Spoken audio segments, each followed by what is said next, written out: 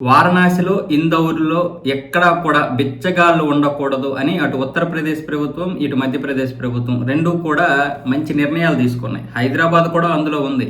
అంటే బిచ్చగాళ్ళు ఉండకూడదు. బిచ్చగాళ్ళకి ఎవరైనా బిచ్చమేస్తే వారికి శిక్ష కూడా పడుతుంది. కానీ అది అమలు అవ్వడం లేదు. అదే ఇది. కాకపోతే ఇందోర్‌లో మాత్రం ఖచ్చితంగా అదైతే అమలవుతుంది. అందుకని బిచ్చగాళ్ళ కోసం అక్కడ పునరావాస కేంద్రాలు ఏర్పాటు చేసి అక్కడ చిన్న చిన్న వ్యాపార శిక్షణ కూడా ఇవ్వడం మొదలుపెట్టారు.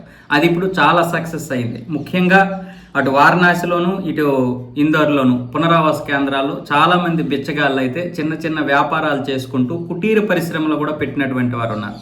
వీళ్ళ కింద కొంతమంది పనులు కూడా చేస్తున్నారు. ఇప్పుడు వీళ్ళేమొచ్చేసి ట్యాక్స్ పేర్లు, అంటే ట్యాక్స్ కూడా పే చేస్తున్నారు, జిఎస్టీ కూడా పే చేస్తున్నారు అన్నమాట. అందుకే నాడు బిచ్చగాళ్ళు నేడు ట్యాక్స్ పేర్లు అయ్యారంటూ బీజేపీ కేంద్ర మంత్రి రవీంద్ర కుమార్ అయితే చెప్పారు.